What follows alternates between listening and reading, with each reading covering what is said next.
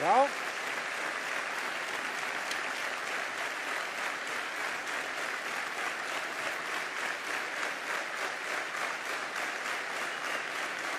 Takk fyrir kærlega.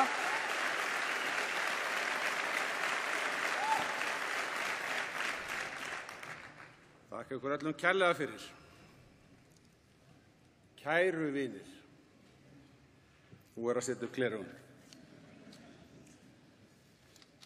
Það alveg svakalega góð tilfinning að vera komin hingað og sjá þennan fulla sal af fólki alls staðar af landinu, mætt hingað til þess að taka þátt í þessum landsfundi. Og mikill heiður að opna enn og aftur þessa langstærstu stjórnmálasamkomu okkar Íslendinga.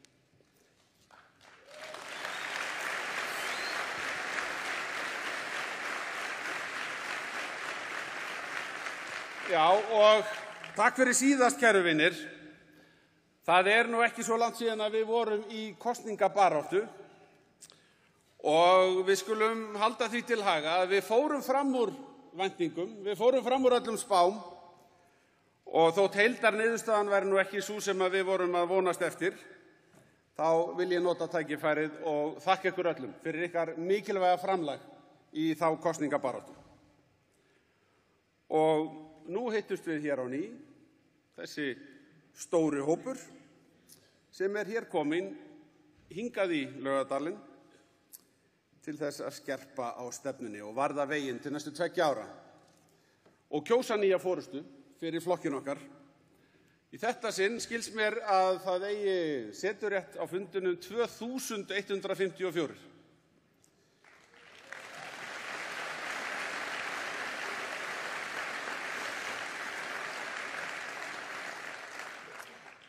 Svona fundur, hann verður ekki til að sjálfu sér.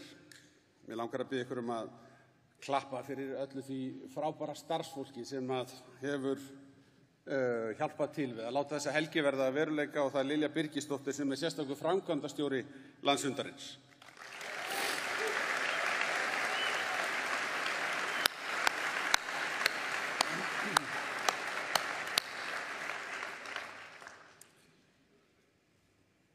Ég einn af þeim sem í tölvuskrá flokksins merktur inn í bækurnar 1. janúar 1993. En þann dag hófst tölvutímatal Sjálfstæðisflokksins. Ég held að upphafleg skráning hafi líklega verið vélrituð í bækurnar einhvern tímann á 9. áratug síðustu aldar. Í öllu falli. Það óralangt síðan ég datt í fyrsta sinn inn á landsfund, inn í hringiðu skoðanaskipta á landsfundi, tók sæti í nefndum og svo framvegis. Þetta var heil helgi og maður fann kraftinn í flokksstarfinu. En hvernig ætli Salóme Þorkelsdóttur líði varðandi tíman og allt það, hversu langt litið tilbaka á þessum fundi? Hún hérna með okkur 97 ára gömul, fyrrverandi forseti Alþingis, glæsilegu fulltrúi.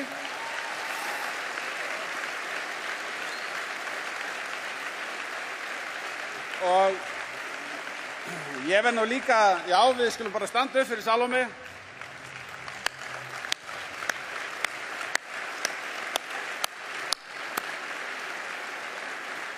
Og ég verð að minnast líka á Helga Ólafsson sem ætlar að taka þátt í fundinum. Hann enn að skottast á rútu.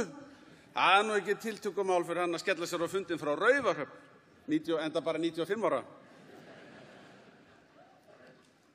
Og ég tek eftir Geir Haarde og Ingu Jónu hérna fremsta bekk og Halldóri Blöndal og fullt af góðu fólki.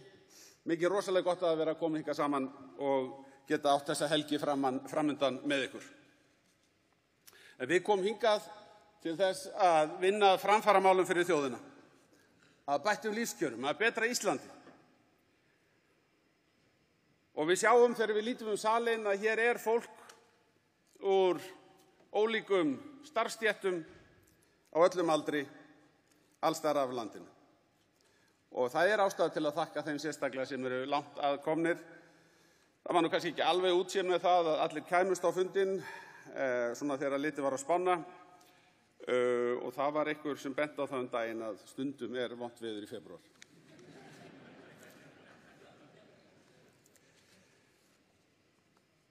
Ég bar ungur út Garða. Það málgagn okkar í Garðabænum. Ég bar þetta út í húsin í hverfinu. Og maður fór hús úr húsi eins og seldi happdrættismiða í nafni flokksins. Síðar tók ég þátt í ungliðastarfinu í gegnum Huginn, félag ungra sjálfstæðismanna í Garðabæ, og var þar formaður skeið. Og það var þessi áhersla flokksins á frelsi einstaklingsins sem heillaði mig og félaga mína, og við vorum mjög uppteknir af því að fjalla það á fundum í öllu málefnastarfi. Og við hrifumst af stefnu flokksins á því sviðinu, komum á landsfundi og tókum þátt til þess að tryggja framkvæmd mála sem byggðu á frelsi einstaklingsins. Þegar ég horfi tilbaka til þessa tíma þá minnist ég þess að við Þóra eignuðumst okkar fyrsta barn og hófum búskap árið sem Davíð Oddsson var kosinn formaður flokksins árið 1991. Þá var ég rétt rúmlega 20 og það tók við mjög mikið framfaraskeið á Íslandi undir forystu Sjálfstæðisflokksins og á grundvelli sjálfstæðisstefnunnar. Það var þess vegna mjög mikil upphefð í því fyrir mig þegar að árið 2023 barst símtal frá uppstillingarnefnd Suðvesturkjördæmis sem vildi fá mig til að taka sæti á listanum. Símtalið kom frá Jóni Guðmundsyni sem nýlega fallinn frá og við söknum hérna á fundinum. Hann var, eins og þið, mjög virkur í flokksstarfinu, bóngóður og fórnfús, alltaf til staðar fyrir málstæðin, alltaf að leita leiða til að stækka flokkinn okkar, fá nýtt fólk í hópinn.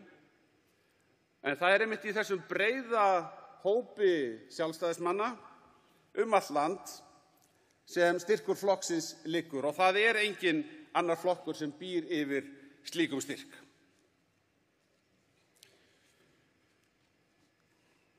Í vikunni andaðist Helgi Steinar Karlsson, vinur okkar úr starfinu í Reykjavík, ötull baráttumaður fyrir málefnum byggingariðnaðarins og eldri borgara í Sjálfstæðisflokknum. Má ég sömuleiðis minnast fyrrum þingmann okkar sem hvatt hafa frá síðasta landsfundi, Ólafs G. Einarssonar, Sigurlaugar Bjarnadóttur og Árna Jónsson sem féllu frá árið 2003, Guðmundar H. Garðarssonar sem hvatti í fyrra og LSB Skram sem féll frá nú í janúar. Við sendum hlýjar kveðjur til fjölskyldna þeirra og þökkum fyrir dýrmætt framlag til flokksins og landsmálana allra. Kæru vinir, það virðist vera fyrir löngu orðin þjóðaríþrótt að skilgreina Sjálfstæðisflokkinn. En það ekkert sem skilgreinir Sjálfstæðisflokkinn betur en fólkið í flokknum.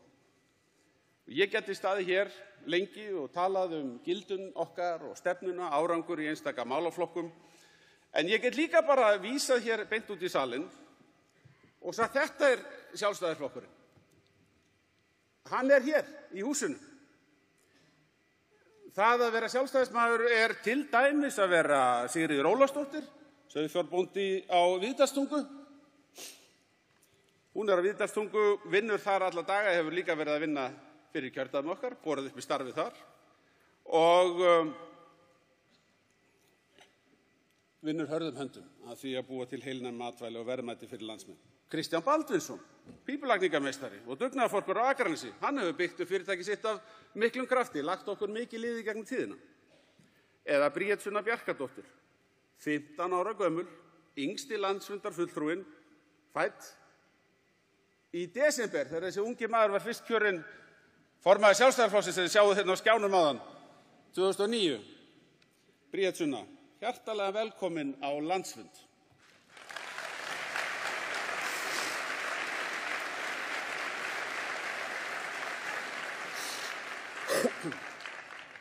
Góðir Sjálfstæðismenn, já, ég svona aðeins að horfa tilbaka. Það var 2008 sem að fyrsta alvarlega efnahagslægð minnar kynslóðar varð á Íslandi.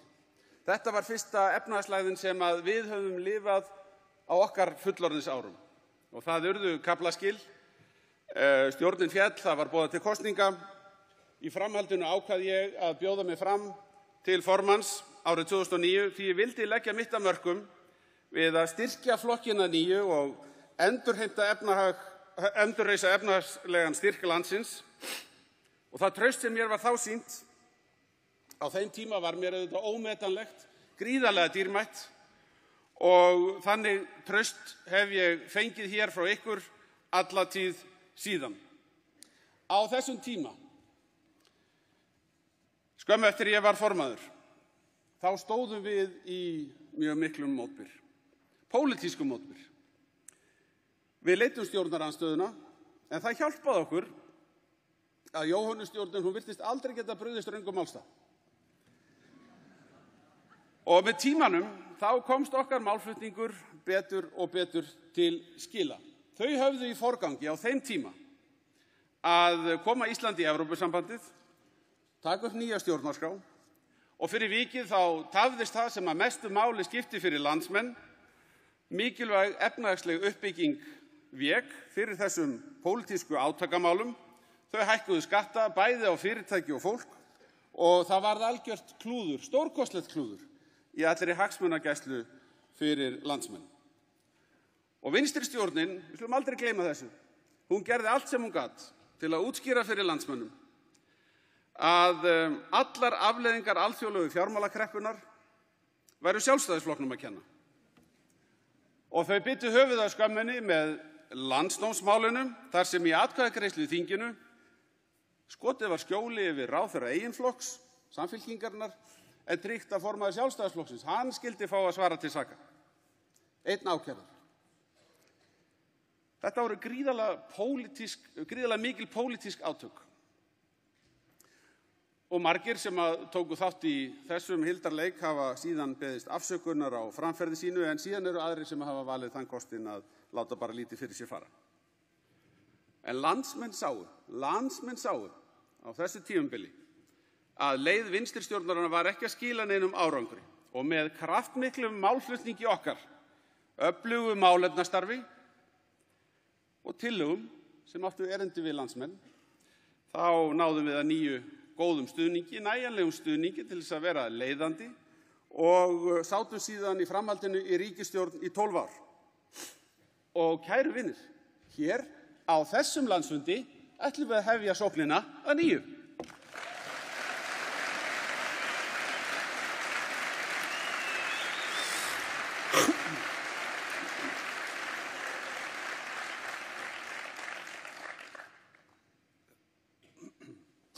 Það er aðeins að losa mig við smá kvef hérna, þið verið afsakað með aðeins.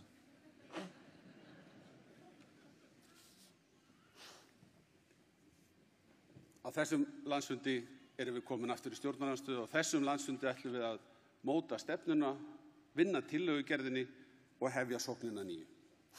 Já, við höfum nefnilega notað árin í stjórnarandstöðu áður til þess að byggja okkur upp og styrkja tengsli við kjósendur í landinu. Og það var jú ég sem að kalla eftir kosningum, niðurstaðan liggur fyrir. Við höfum aldrei höfum við sjálfstæðismenn tekið því sem sjálfsögðum hlut að vera ávallt í ríkisstjórn og við munum, eins og áður, rækja okkar hlutverk í stjórnarandstöðu vel. Og við skulum ekkert draga fjöður yfir það, það fylgja því tækifæri, það fylgja því sóknarfæri að þurfa ekki að gera neinar málamillanir og geta komið stefnu Sjálfstæðisflokksins skýrt og beint til skila á vettvangi þingsins og alls staðar annars staðar. Það sem gildir núna er að standa saman og sækja fram.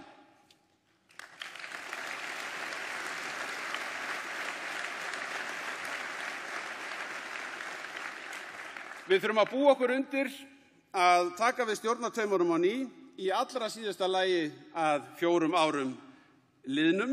Við höfum stefnuna, við höfum fólkið og við höfum söguna.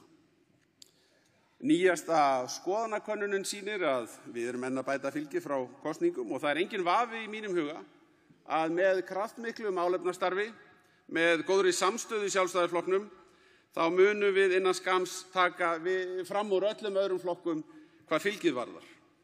Og það er stutt til sveitarstjórnarkosninga, ekki gleyma því. Og hér í höfuðborginni er nú aldeilis þörf fyrir rækilega uppstokkum og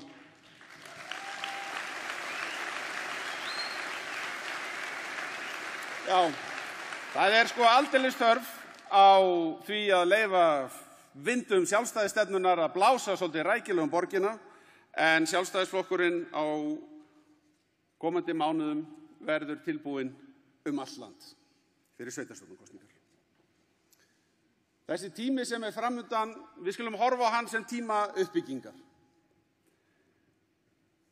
Ég mat það svo, núna eftir kosningar og eftir að hafa tekið jólahátíðina svona með fjölskyldunni og hugsa málið, að þetta væri rétti tíminn fyrir mig til þess að láta staðar numið eftir 22 ár á þingi og nærri 16 ár sem formaður.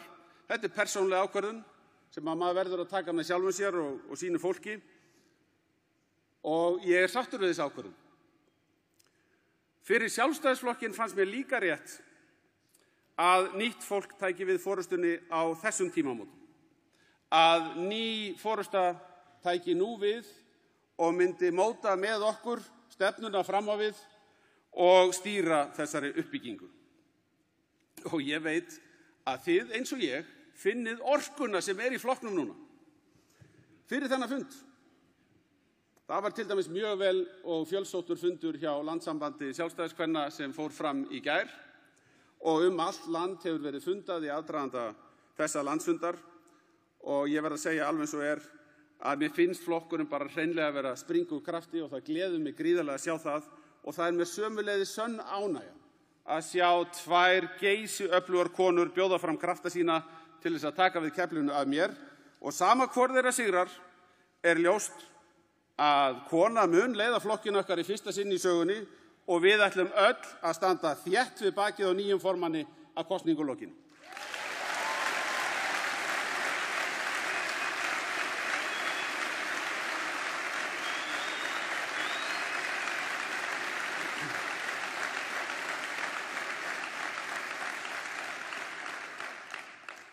Góðir Sjálfstæðismenn,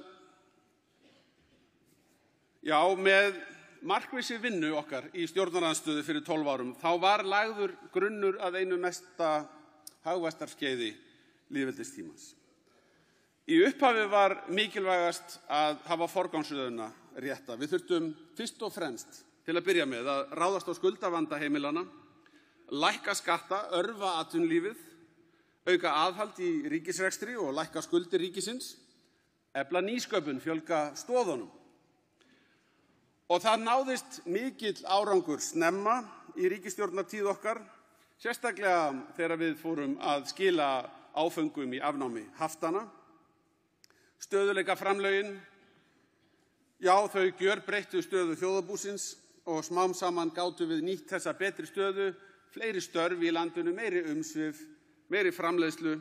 Við nýttum þetta allt til þess að styrkja heilbrigðis- og velferðarkerfin. Kaupmáttur launa og kaupmáttur bóta fór stöðugt vaxandi. Og á þessum tíma sem liðinn síðan þá höfum við hreinlega endurskrifað frá grunni bótakerfi ellilífeyris og nú síðast bótakerfi örorkulífeyris. Þetta ekki verkefni sem menn ljúka á einu ári, heldur örorkukerfið var í endurskoðun í næstum áratug og það eiginlega bara vandræðalegt og það hlægilegt að sjá aðra flokka eigna sér þær miklu breytingar sem að verða á þessum grundvallarkerfum velferðarkerfisins. Samfylkingin fékk eina pínulitla breytingu samþykkta sem engin ágreiningur var í þinginu og þau byggu strax til Instagram og sagði við vorum að breyta örorkulögunum. Og sama gildir fyrir aðra sem að sagðir eru hafa skilað mestum árangri. Nei, við notum tíma vel og við sýndum að kraftmikið atvinnulíf á Íslandi undirstaða velferðarinnar, en við gerðum miklu fleira. Við fullfjármögnuðum byggingu nýs Landspítala og höfum aukið framlög á undanförnum árum í innviðauppbyggingu. Fyrir fyrirtækin skiptir líklega hvað mestu að lækka tryggingagjaldið, en fyrir heimilin skiptir mestu að tekjuskatturinn var lækkaður. Og við höfum rifjað það upp hér áður að við á þessu tímabili afnámum ýmsa tolla, felldum niður vörugjöld með tilheyrandi kjarabót fyrir neytendur í landinu og svona bara heilbrigðari almenna verslun í landinu. Stafvæðing opinberrar þjónustu hófst af miklum krafti með Ísland.is og rafrænum skilríkjum og við höfum gjörbreytt umhverfi nýsköpunar í landinu, öllu rannsókna- og þróunarstarfi. Þannig að stofnendur nýsköpunarfyrirtækja segja í dag að það sé líklega hvergi betra að vera sem nýsköpunarfyrirtæki en hér. Hugverkaiðnaðurinn blómstrar. Og við höfum staðið með ferðaþjónustunni. Skulum ekki gleyma því hversu mikil áföll það hafa verið fyrir ferðaþjónustuna sem að tengjast bæði gjaldþroti flugfélags og ekki síður heimsfaraldrinum á undanförnum árum. En ferðaþjónustan er ennþá sterk, hún er ein meginstoð hagkerfisins í dag. Og við höfum séð ýmsar framleiðslugreinar nýjar sækja í sig veðrið. Og bændur landsins eru þar engin undantekning, sóknarfærin eru mjög víða. Á sínum tíma þá var því haldið fram að ekkert af þessu myndi geta gerst án inngöngu Íslands í Evrópusambandið. Það bara yrði ekki hægt að afnema höftin, við yrðum að fá nýjan gjaldmiðil, án þess myndi ekkert raungerast og hver sagði ekki að ef við gefum ekki eftir gagnvart erlendu kröfuhöfum á sínum tíma, nú þá yrðum við bara Kúba norðursins. En hvað hefur gerst? Nú getum við litið tilbaka, nú getum við gert upp við allt það sem sagt var, allar þessar kenningar það hvað væri forsendur fyrir auknum lífsgæðum á Íslandi. Horfum aðeins tilbaka, hvað hefur gerst? Jú, á síðustu 20 árum þá hefur verið hér þrefalt meiri hagvöxtur á mann en á evrusvæðinu og hátt í tvöfalt hraðari vöxtur frá 2013 en þar. Kaupmáttarvöxtur frá 2013 til 2023, já, hann var 4% í Evrópusambandinu. Hann var 51% hér. 51%. 14 sinnum hraðari kaupmáttarvöxtur. Og árið 2023, sem er svona síðasta árið sem við höfum almennilegar samanburðar tölur fyrir, þá byggum við hér á Íslandi við næst mesta kaupmátt launa meðal allra OECD-ríkja. Og útgjöld ríkisins hafa minnkað og tekjur ríkisins reyndar líka sem hlutfall af landsframleiðslu frá því að við komum aftur í ríkisstjórn. Við höfum, þrátt fyrir öll áföll undanfarin ára, þá höfum við náð að draga úr umfangi ríkisins í hagkerfinu okkar í okkar stjórnartíð.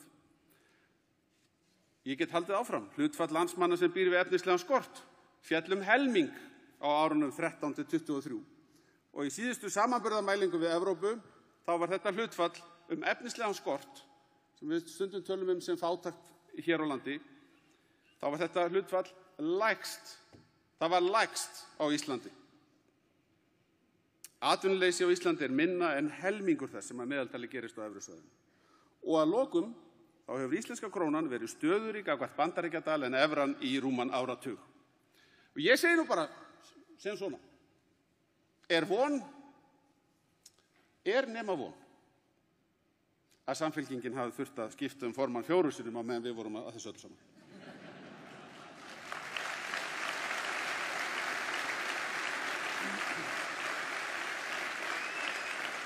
Já, er það nema von.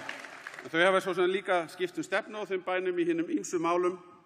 Og nú segja þau hvert og eftir öðru, já, og nú er verkefnið að stækka kökuna, stækka kökuna í alvöru. Ég held ég myndi aldrei heyra þetta frá þessu fólki. En þau eru líklega eins og margir aðrir í dag að nota gervigreind og hafa kannski skoðað Bjarna AI. Og ég get alveg sagt það, ég er glaður að heyra þau segja stækka kökuna. Það er það sem þarf að gerast, það þarf að stækka kökuna. Við þurfum á því að halda. Auka verðmætasköpun, stækka hagkerfið, meðal annars með grænni orku. Þurfum að byggja þannig áfram upp, loka þannig fjárlagagatinu. Það er vel hægt að gera það. Vona þau standi við þetta. Það er ekki ástæða til að vera á móti öllu sem að þetta fólk segir. Góðir sjálfstæðismenn, svo við lítum okkur aðeins nær í tíma þá hófum við samstarf við Vinstri græna og Framsóknarflokkinn árið 2017 og eftir kosningarnar þá var svona talsvert umhleypingatímabil. Það var ekki einsýnt hvernig ætti að mynda ríkisstjórn. Og eftir löng samtöl við formenn allra flokka og miklar þreifingar, þá var þetta eina mynstrið sem að í raun og veru kom til greina. Mynda ríkisstjórn með Vinstri hreyfingunni Grænu framboði og Framsókn. Og sú stjórn, hún augljóslega náði yfir hinn pólitíska ás og okkar markmið var að sækja fram á grundvelli þess árangur sem að hafði náðst á árunum frá 2013, losa ríkiseignir, styrkja innviði og fjölga stoðum hagkerfisins. Og í tíð þeirrar ríkisstjórnar, áður en hinn ýmsu áföll dundu á stjórninni og okkur landsmönnum, þá stefndi skuldahlutfall ríkisins í 12% og afgangur af ríkissjóði var fyrirséður mörg árin næstu, til margra ára. En svo bara gerast hlutir. Við erum ekki alltaf með vindinn í bakið. Fall WOW var mikill skellur fyrir hagkerfið allt og fyrir ferðaþjónustuna. Heimsfaraldurinn, hann kom verr við okkur Íslendinga heldur en flestar aðrar þjóðir, þar sem við hlutfallslega vorum meira að treysta á ferðaþjónustu heldur en mörg önnur ríki. Og svo brutust út stríðsátök í Evrópu og eldsumbrot sömuleiðis hér á Íslandi og við höfum séð margföldun og fjölda fólks á flótta allan heim. Þetta meðal þess sem við fengum í fangið. Við slíkar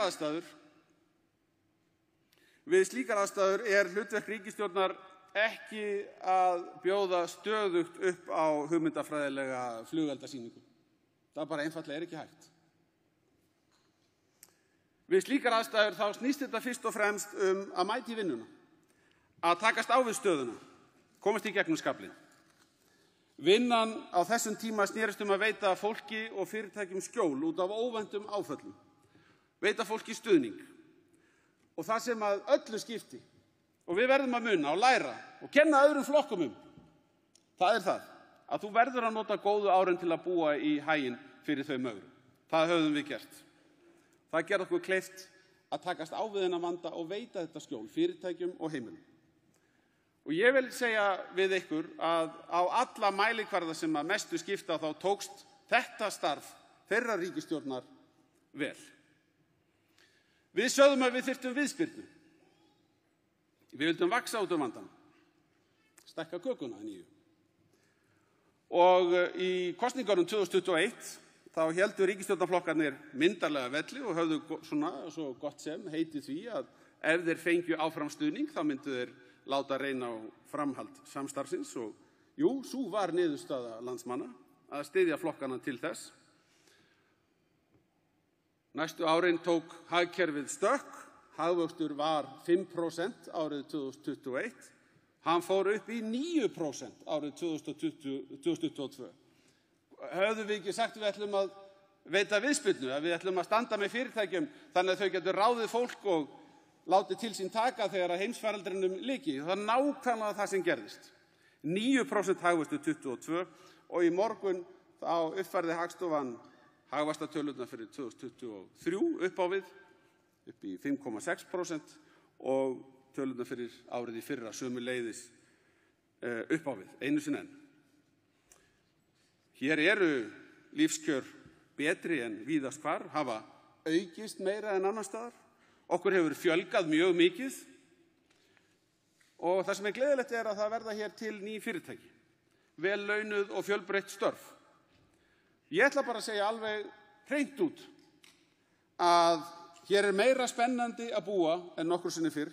Það eru fleiri tækifæri fyrir unga fólkið en nokkru sinni fyrr og við getum séð fyrir okkur ungt fólk frekar vilja setjast hér að, koma sér upp fjölskyldu og skjóta rótum til lengri tíma heldur en annar staðar.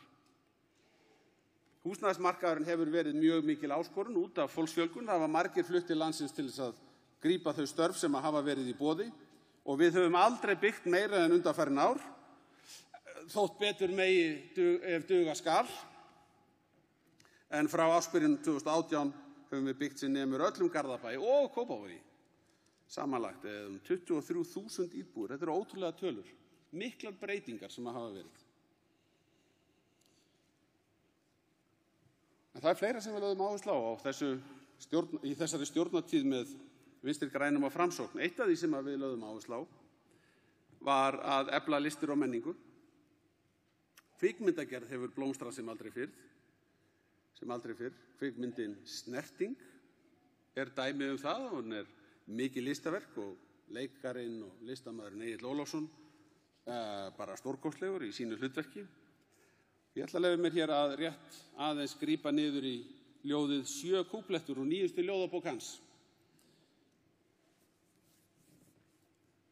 Á fætur hafðu mætur á fegurðinni og mennsku gætur. Dag og daga mundu að aga drenginn góða og viljan laga. Dvelja svo skal velja daga góða alla telja.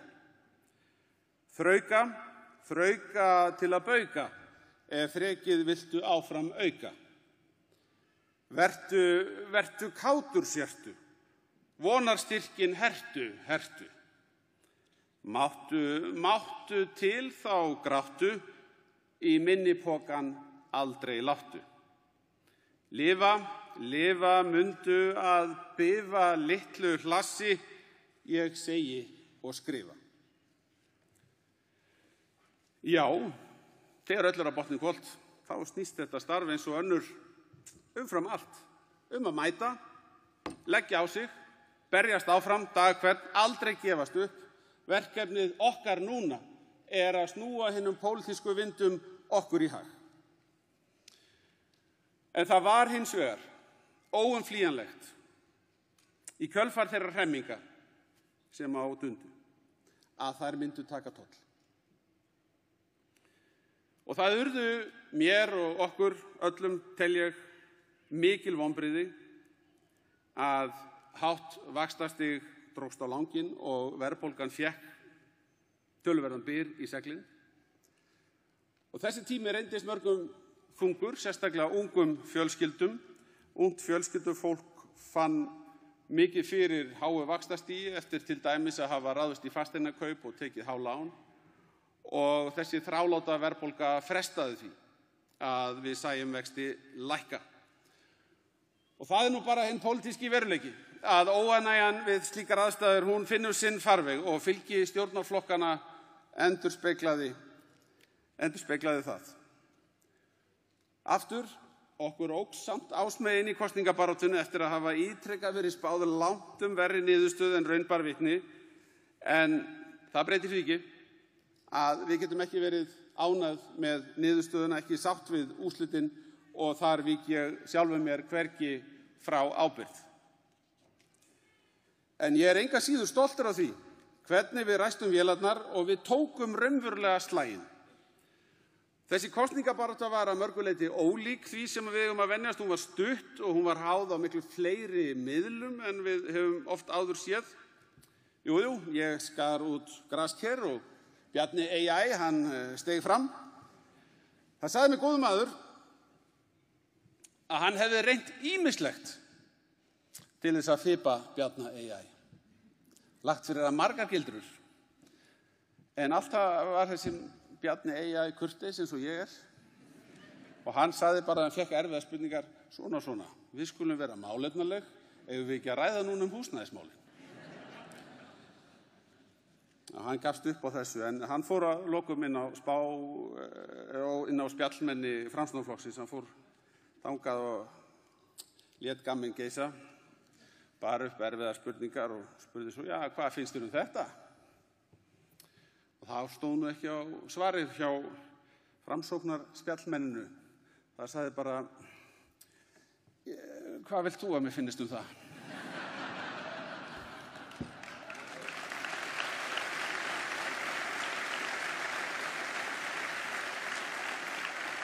Já, það verður nú að hafa gaman að þessu líka.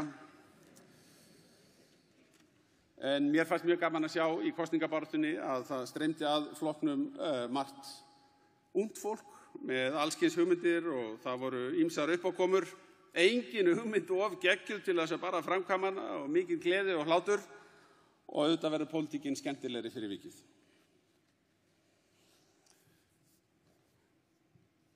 Nema svo bara komið sér ríkisstjórn. Auðvitað hljótum við öll að óska nýrri ríkisstjórn allsins besta. Það skiptir máli fyrir land og þjóð að mönnum gangi vel að stýra landinu. Og allir sem þekkja stjórnmálin og hafa komið að því að taka að sér verkefni, þeir þekkja hversu krefjandi þau geta verið. En vandi þessara ríkisstjórnar, hann liggur svo sem ekkert í verkefnunum. Vandinn er bara sjálf stjórnin. Inga Sæland, hún hafði verið ráðherra í svona 13 klukkutíma 18 mínútur þegar hún var byrjuð að ráðast á fjölmiðla. Skammað á fyrir að spyrja sig spurninga, og svo nokkrum dögum síðar þá hringdi hún í skólastjóra út í bæ og hótaði hann lögreglunni út af týndum styrjaskóm. Sagan segir hún hafi verið þarna svona svolítið eins og Don Corleone í Guðföðurnum, svona með köttinn í annarri og símtólið í hinni og hún sagði skólastjóranum að hún væri vel tengd í lögregluna. Svo söng hún bara að það væri komin tími til að sjá og sigra Sigrún Dyra og þá átti bara alltaf að vera gott. Sigrún Dyri, hann reyndi að krafðist þess að menn tækja af sér skóna.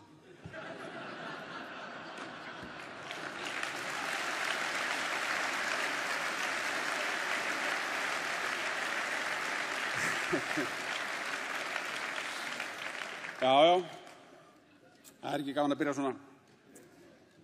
En maður heyrði á mörgum vinstrimannum að það þyrfti bara ekki að fjalla meira þetta mál, þetta er bara reynsluleysi og þetta kemur allt sko. En ruglið var bara rétt að byrja. Næst var rifjað upp að innviðaráðherrann. Hann hafði í stjórnarandstöðu lýst því yfir að bókun 35 jafngilti stjórnarskrárbroti, ekkert minna. En þegar þessi sami Eyjólfur var spurður hvort að ráðherratign og staða flokksins í ríkisstjórn breytti afstöðuna hans, já, þá tilkynnti hann að hann hefði engu breytt skoðun. Myndi nú samt styðja málið, sko. Með hvað rökum? Jú, flokkurinn hafði jú náð fram 48 dögum í strandveiðikerfi og maður gæti ekki betur skilið en að þá væri bara stjórnarskrárinni sjálfri fórnandi. Ókei. Svo komu þetta í ljós að formaður atvinnuveganefndar, hann getur grætt á því að lögfesta 48 daga strandveiðikerfi og það er jú þingmaður Flokks fólksins, félagi og vinur Eyjólfs þarna innviðaráðherrans, hann Sigurjón Þórðarson, ekki rugla honum saman við Sigrún Dyra, annar maður. En þessi Eyjólfur, hann er líka sami maður og var mjög hart á móti borgarlínunni, alveg þangað til hann fekk svona gult vestu og fekk að moka og byrja bara framkvæmdir. Þá er þetta mjög gaman og bara skælbrósandi. Ég segi nú bara ennum á von að formanni fjárlaganefndar Ragnari Þór Ingólfssoni hafi dottið í huga bara að koma upp neyðarsjóð fyrir fjölskylduna.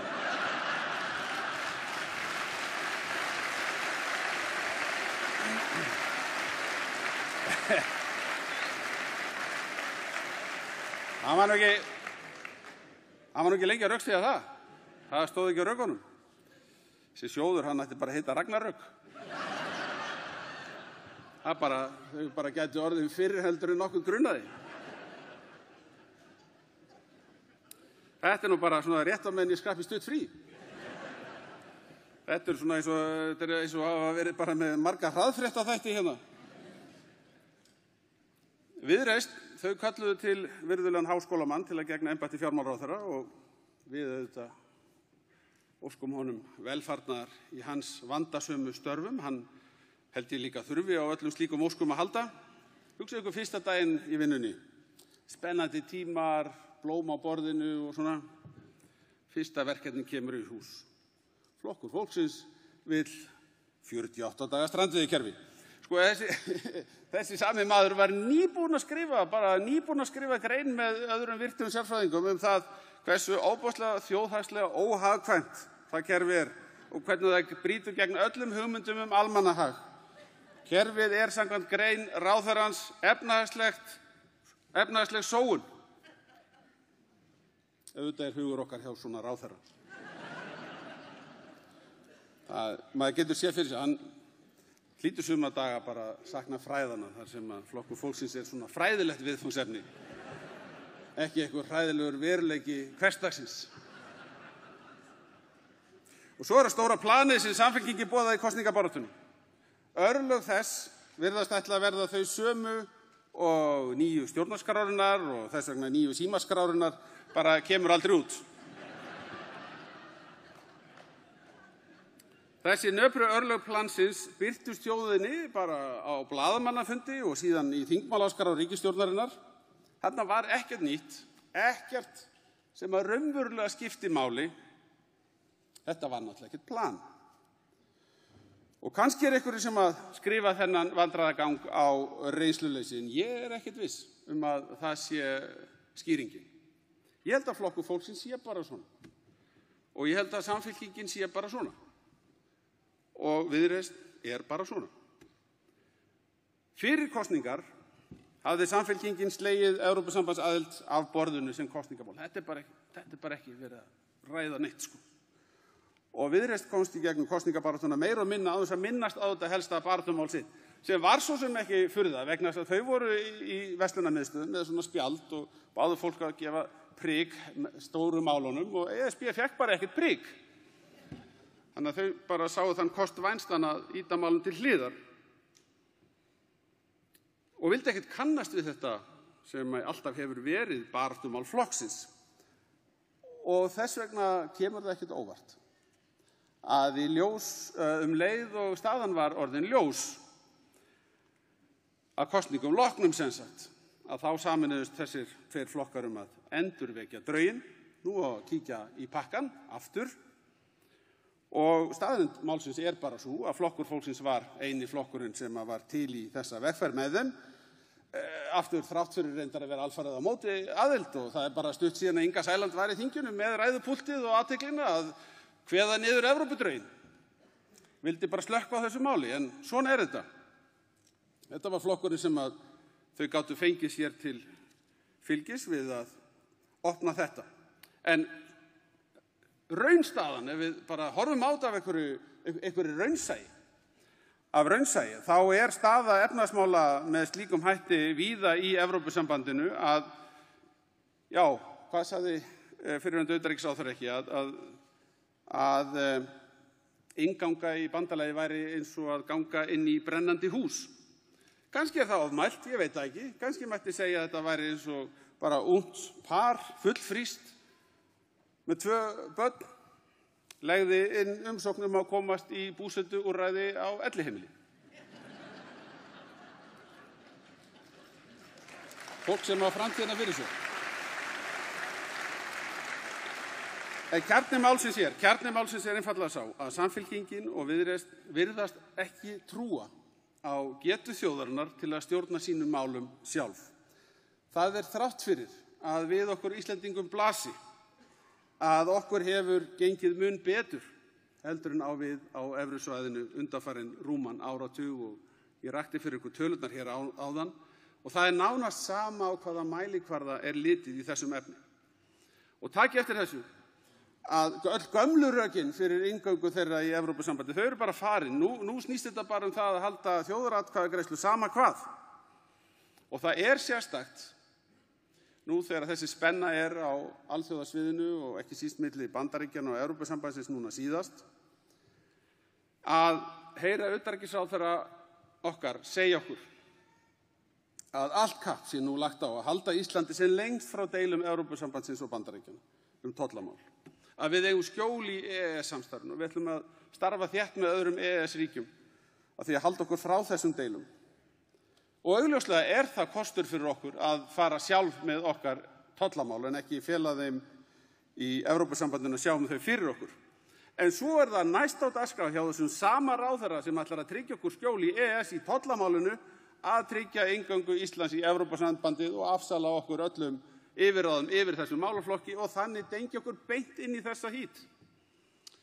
Þetta er ekki sannfærandi. Ég segi þess vegna að það verður eitt mikilvægasta verkefni Sjálfstæðisflokksins að berjast af öllu afli gegn þessari tilraun að draga þjóðina inn í Evrópusambandið.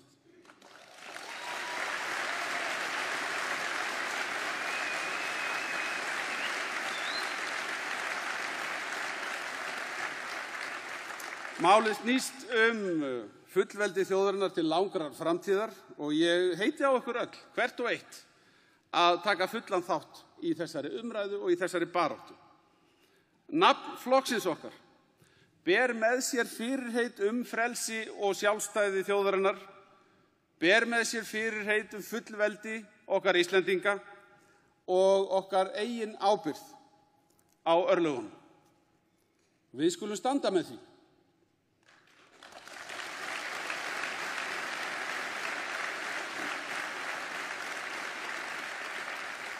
Og ég ætla að fá að vitna í alnafna minn og frænda sem ég hef nú stundum gert í ræðum og landsfundum þegar hann flutti framsögum varnarsamning Íslands og Bandaríkjanna fyrir tæpum 74 árum síðan og sagði þar eftirfarandi: öllum hinum frjálsu lýðræðisþjóðum er það ljóst að það frumskilyrði fyrir því að þjóð geti verið sjálfstæð í raun og veru að hún sé þess búin að verja land sitt ef á það verður ráðist eða með öðrum hætti sjá landinu fyrir viðunandi vörnum eftir því sem geta og aðstæður eru til.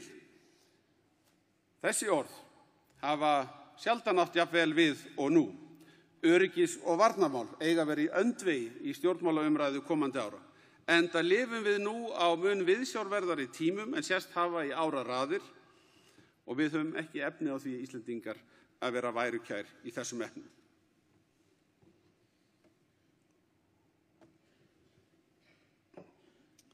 Ágætu landsfundarfulltrúar, Guðmundur Magnússon bar höfundarnafnið Jón Trausti og ólst upp á nyrsta bæ landsins, Rifi á Rifstanga. Á stuttri ævi var hann mikilsmegnugur. Hann tileinkaði þingmönnum Íslandsvísur árið 1901 og þar má finna þetta erindi: Ég vil elska land mitt. Afsaki, ég verð að byrja aftur. Ég vil elska mitt land. Ég vil auðga mitt land. Ég vil efla þess stáð, ég vil styrkja þess hag. Ég vil leita þess þörf, ég vil létta þess störf.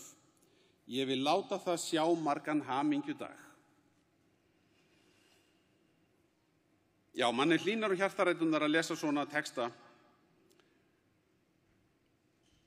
Við sem tökum þátt í stjórnmálum eigum það flest algjörlega sameiginlegt að vilja vinna land og þjóð gagn. En við verðum að muna það að gæði skoðanaskipta og gæði ákvarðana sem eru teknar í framhaldi af slíkum skoðanaskiptum sem eiga að vera þjóðinni til heilla, haldast iðulega í hendur. Og ég nefni þetta vegna þess að undanfarin ár hefur borið á vaxandi áhrifum popúlískrar orðræðu, jafnt hér sem annars staðar á Vesturlöndum. Aðferðafræði popúlistana, hún hvarvetna hin sama. Að halda því fram að andstæðingar þeirra hafi svikið þjóðina eða stolið frá henni í baktjaldamakki með auðvaldinu og spilltum embættismönnum. Dæmi þetta hér á landi hvernig Sjálfstæðisflokknum reglulega stillt þannig upp að hann gangi sífellt erinda stórútgerða og auðmanna og vilji svipta þjóðina eignum sínum. Ekkert er fjarri raunveruleikanum. Ekkert er fjarri raunveruleikanum. Við styðjum aflamarkskerfið. Það hefur skilað góðum árangri. Því að þannig eru tryggð mest verðmæti til þjóðarinnar og uppbyggingu atvinnulífsins. Þar ráða almannahagsmunir þess vegna för. Þessi aðferð sem ég var hér að nefna, ég þykist greina hana bæði hjá Viðreisn og Samfylkingu. Í stað þess að ræða málin efnislega gripið til popúlískra slagorða og reynt að stilla andstæðingunum upp sem andstæðingum þjóðarinnar. Og sjálfum sér með þjóðin, rétt eins og popúlista síður beggja vegna Atlantshafsins. Öll rök, já, þau eru bara afgreidd svona sem eitthvað tæknimál og útúrsnúningar og línan alltaf barinn áfram.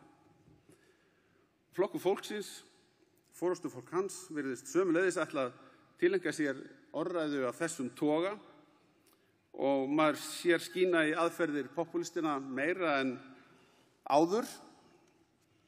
Þegar Morgunblaðið ber upp eðlilegar spurningar ýmis mál úr rósagarði Flokks fólksins, þá ber svo við að þingmaður flokksins, þessi sami og var að bíða eftir 48 dögunum, þá hótar hann að skera niður ríkisstyrk til blaðsins því það svo leiðilegt við hann og vini hans.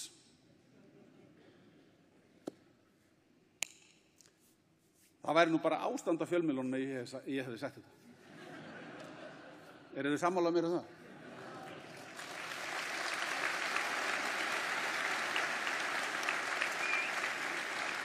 Ég læt mér detta í huga að einhver geti kallað þetta aðför að frelsi fjölmiðla, sem það augljóslega er.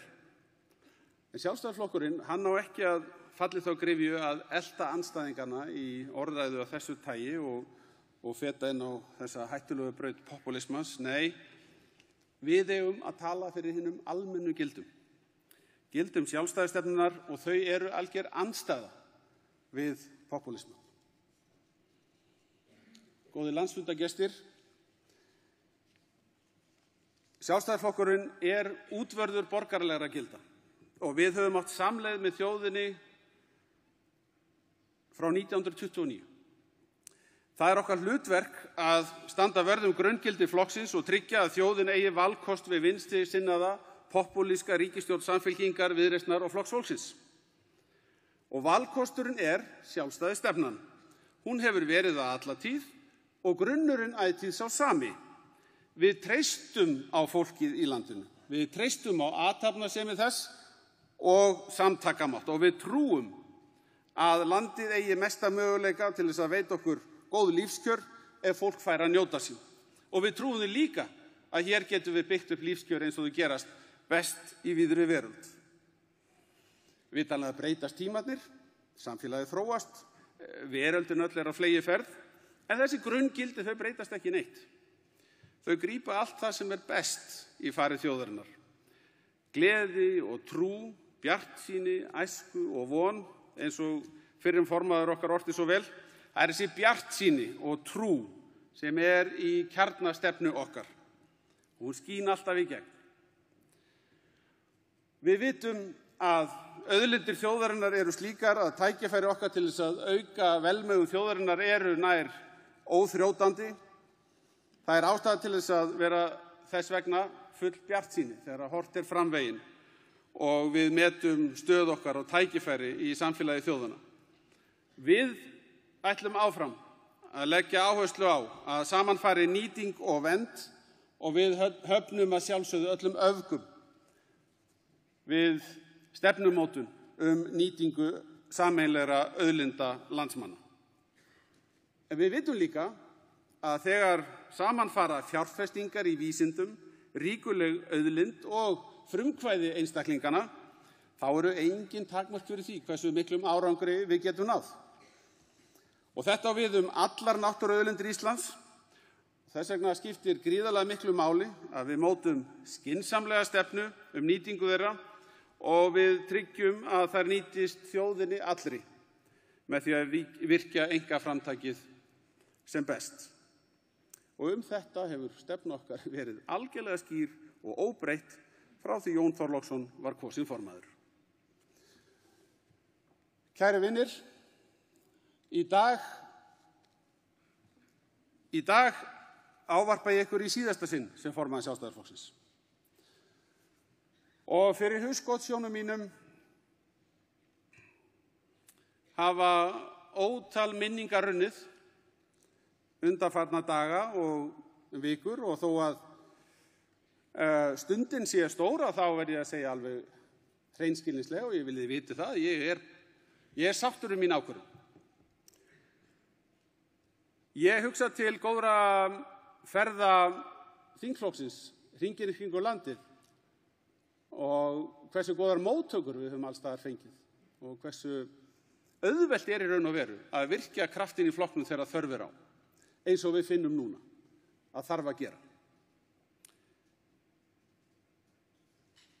Í öll þessi ár sem ég hef starfað í ykkar umboði þá hef ég lagt mig allan fram í verkefnið og ég hef einfaldlega viljað skilja eftir mig bara sem mestan mögulegan árangur. Og ég vil skilja eftir hjá fólkinu í landinu sem mest möguleg tækifæri. Stjórnmálin nú þannig að þau krefjast mjög mikils afmæni og maður stjórnar ekki í hraðanum á málaskránni. Skilningarvitið þurfa að vera í lagi. Það er ekki hægt að fresta því að hafa skoðun á máli sem kemur upp. Þú undirbyrðir ekki á morgun, þú ert að vera tilbúin og þú ert að vera tilbúin strax og þú ert að vera tilbúin alltaf. Og að gegna þessu hlutverki, það hefur að sjálfsögðu verið mér gríðarlega mikill heiður og ég finn að ég hef fengið tíma til þess að vaxa og eflast í þessu starfi og ég hef að sjálfsögðu þroskast líka. Og það segir sína sögu að frá því að ég settist á þing, þá hef ég eignast, ég þarf bara að hafa þetta hérna á blaði hjá mér, ég er með 2 börn hérna á blaði, 2 barnabörn, fjölskyldan stækka heilmikið, ég hef þetta líka tapað misst foreldri, en fjölskyldan hefur stækkað verulega á þessum tíma. Og ég veit ekki hvort að þið munið það, en ég sagði hérna á þessum fundi frá 2009 að það að fá umboð til þess að leiða flokkinn, það auðvitað snerti við mér. Ég var bara hrærður eins og skýr. Nú stend ég hér hrærður og gráhærður.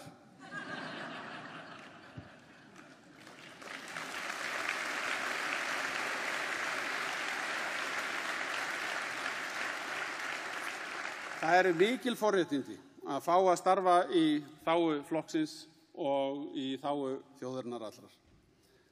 Mikil forréttindi að fá að vera í þeirri stöðu, að hafa mikil áhrif á þróun mála í okkar stórkostlega landi. Og eftir stend ég, ekki bara reynslunni ríkari, heldur með beinlínis þúsundir vina, félaga, samherja í fólki sem hefur sömu metnað og ég fyrir landinu okkar og framtíðinni. Og þótt ég ætli nú að hverfa úr þessu hlutverki, þá ég nú ekki farin langt, ég ætli ekki að hverfa úr þessum frábæra félagsskap sem hefur mótað mig og allt mitt líf í langan tíma, enda var ég að lesa það í bók að fyrir utan gott mataræði og hreyfingu, þá þarf maður að vera í góðum félagsskap til þess að nærast og vera langlífur.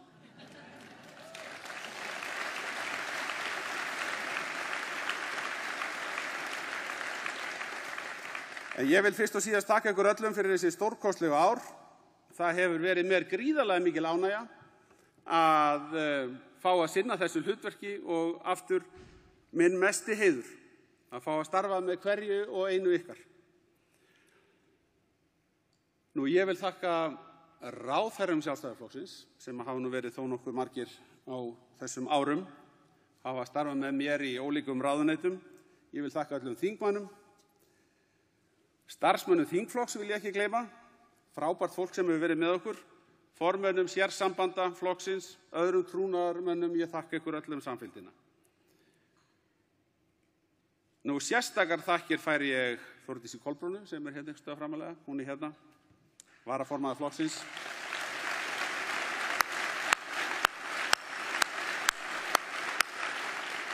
Þakka henni fyrir einstaklega gott samstarf, einnig Vilhjálmi Árnasyni ritara.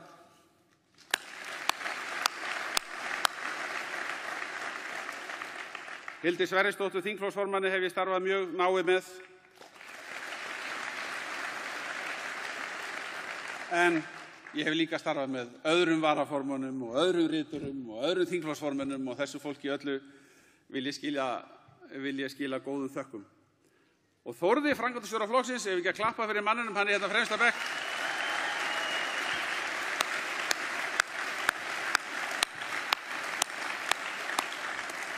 Ef ekki að klappa enn meira fyrir mömmas, hún hérna við hliðina á honum.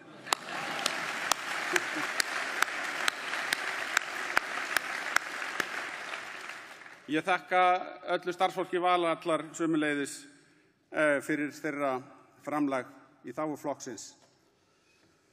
Aðstofamenn mínir, allir saman, hafa verið mér ómetanlegir. Þessu hafa þeir bætt við hérna. Það var að skrifa þetta í ræðuna. Nei, þetta var nú grín. Frábært fólk, einstakt fólk, hafa verið heiður að vinna með þeim öllum. Þetta orðinn talsverður hópur. Og svo ætla ég að segja eitt við ykkur. Ég ætla líka að þakka sérstaklega þeim sem gerðu mér þetta erfitt. Pólitískum andstæðingum. Þeir sem sáðu efasemda fræjum í huga landsmanna sem maður var að reyna að ná til, gerðu mann þetta bara virkilega erfitt oft á tíðum. Vegna þess að ég held að þetta fólk átti sig ekki á því að með því að láta mann hafa dálítið fyrir þessu, að þá hjálpuðu þau manni að meitla sannfæringuna. Þau sem voru mér erfiðust í þessu, þau eiginlega bjuggu til algjört pólitískt dýr úr mér sem entist þetta lengi.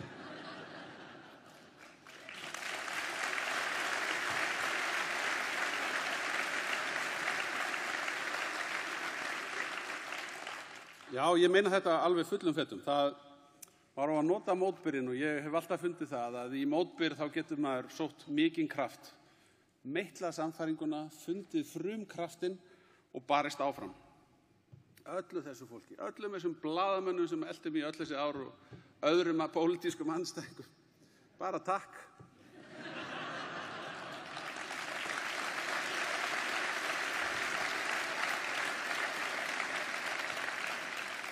En starf stjórnmálamannsins eins og ég hef nú aðeins komið hér inn á, það ekkert alltaf auðvelt og það hefur oft blásið á móti og þá ekki bara ég undir heldur jafnvel öll fjölskyldan sem hérna.